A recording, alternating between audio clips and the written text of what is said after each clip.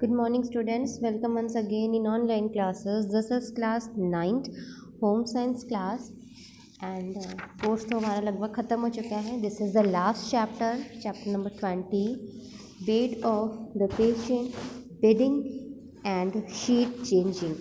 जैसा कि अभी हम पेशेंट्स के बारे में स्टडी कर रहे हैं, we are going to a nurse. आप सभी एक नर्स बन जाओगे इस चैप्टर को अगर आपने अच्छे से पढ़ लिया. आई थिंक इतनी नॉलेज तो आपको हो ही गई है कि you can be a home nurse. ठीक है, आपने फर्स्ट एड के बारे में भी स्टडी कर ली, आपने किसी मरीज को कैसे देखभाल करनी चाहिए आपने सब वो भी देख लिया, बेड कैसा होना चाहिए, रूम कैसा होना चाहिए, अब बेडशीट भी कैसे चेंज करना है, बेड कैसा हो ये भी आप देख लीजिए.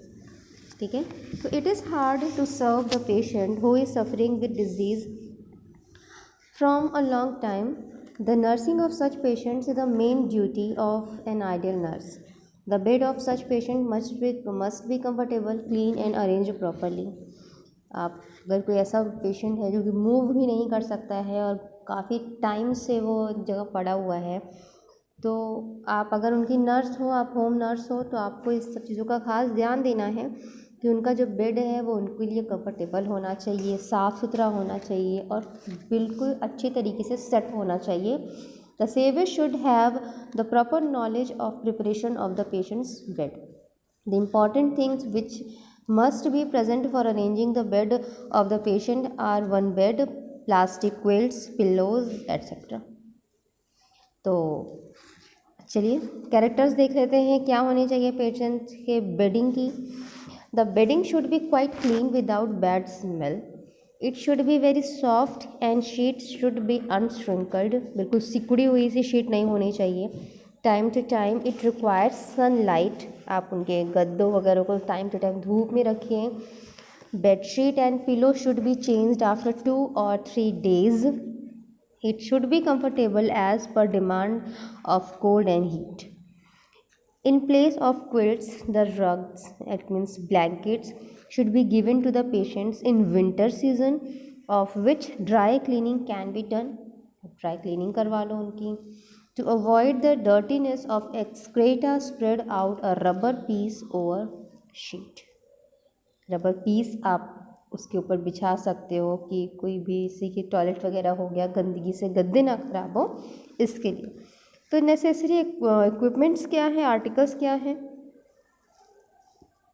जैसे आपके पास एक होना चाहिए अ काउच ऑफ स्प्रिंग और हार्ड कोट, हार्ड बेड आपका होना चाहिए.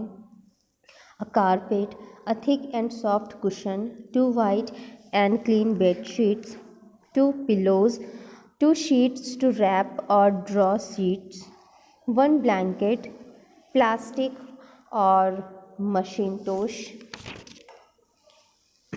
अब काइंड्स क्या हैं बेडिंग के.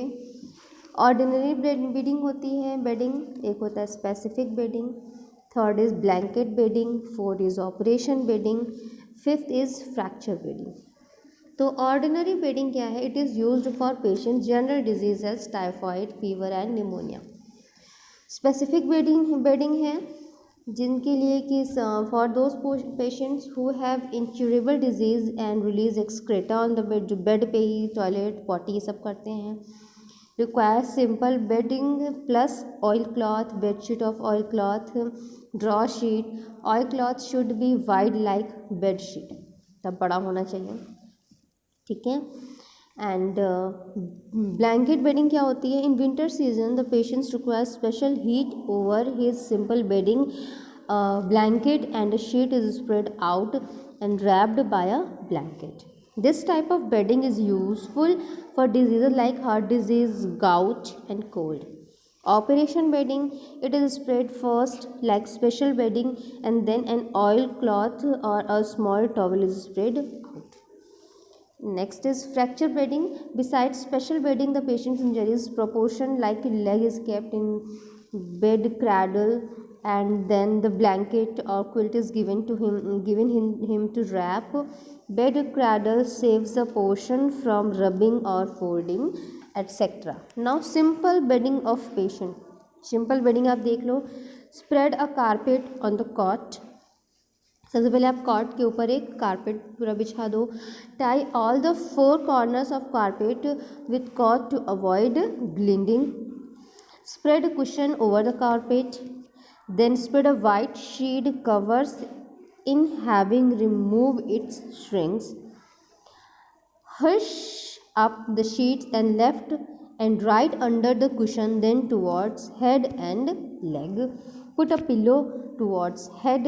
Add a cotton sheet underside the blanket before wrapping.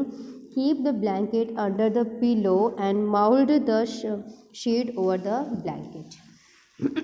Bedsheet changing. आप बेडशीट चेंज कैसे करोगे? Roll up half of the bedsheet from side up to half of the breadth. Turn the patient half and the roll up spread half sheet. Now roll the clean sheet parallel to his dirty sheet. With an idea, hang the portion of sheet one side, so much it is to hang on another side.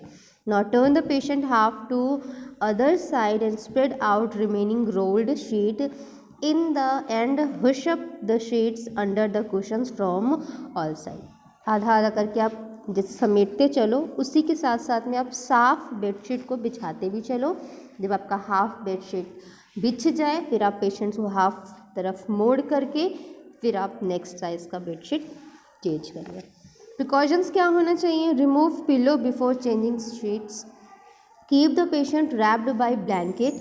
In changing the sheet quick action is necessary. Away patients difficulty in taking half turn. कि उनको half turn लेने में भी दिक्कत ना हो, आपको इन चीज़ों का भी ध्यान देना चाहिए. बेड सोर एंड देयर ट्रीटमेंट. बेड सोर क्या होते हैं? The patients are weak that they can not take side turn and move easily. Some wounds on back, elbow, shoulders and wrists are prepared of the patients. Such wounds are called bed sores. कि कभी कभी एक ही जगह पे लेटे लेटे कुछ infections हो जाते हैं बॉडी में, कुछ फंगल इन्फेक्शन टाइप के हो जाते हैं. Those are called bed sores. Symptoms क्या हैं? First the body contents red spot and later those spots changes into wounds. धीरे धीरे वो घाव बन जाते हैं. How can you treat them? Wash the wounds by a lotion of soda bicarb and sprinkle boric powder over them and fit a ring cushion under them. Special are such patients requires where the red spots are found. Wash them with spirit and sprinkle boric powder. उसके बाद boric powder उस पर sprinkle कर दो. तो इस तरीके से आप ट्रीट कर सकते हो उन वाउंड्स को, और ये बहुत ज़रूरी भी होता है. आइए अब इसकी एक्सरसाइजेस देख लेते हैं. आपको सिर्फ और सिर्फ शॉर्ट आंसर्स करने हैं, मतलब और तो आपको करने ही, सिर्फ मैं भी ये करवा रही हूँ आपको. नंबर 1 है right the treatment of bed सोर. ये आपको 299 पेज नंबर पे मिल जाएगा. यहाँ बेड सोर एंड देयर ट्रीटमेंट, ये आपको हेडिंग दिख रही होगी. आपको यहाँ से शुरू करना है, उनका सिम्टम्स भी लिखना है और तब उनका ट्रीटमेंट आपको लिखना है. फिर है आपका सेकंड नंबर का क्वेश्चन कट किया गया है. थर्ड है what precaution one should kept in mind arranging a bed for a patient. तो ये आप क्विक रिव्यू से देख लो पेज नंबर 300 पे. तो आपको पूरी पेशेंट्स बेड कैसा होना चाहिए वो वहाँ पे दिया है. फिर है आपका what will you do for sheet changing if the patient is immovable. Again page number 300 पे दिया हुआ है बेड शीट चेंजिंग, ये आप करिए. फिर है give important characteristics of patients bed. So this is on 297. ये देखिए कैरेक्टरिस्टिक्स ऑफ पेशेंट्स बेडिंग, तो ये आपको यहाँ से करना है. एंड लास्ट आपका क्वेश्चन है enlist the articles required for bedding of a patient. तो ये भी 297 पे, ये भी जो आपने आंसर किया उसके ठीक नीचे ये दिया हुआ है कि नेसेसरी रिक्वायरमेंट्स क्या हैं किसी भी पेशेंट्स की बेडिंग करते समय, उनकी क्या क्या चीज़ें ज़रूरी हैं. ठीक है, तो this chapter has been finished और आपका होम साइंस का कोर्स भी यहाँ पे ख़त्म होता है. अब इसके बाद से आपको प्रैक्टिकल्स के बारे में बताया जाएगा और प्रैक्टिकल आपको कॉलेज में ही करवाया जाएगा. Okay students, take care, good bye.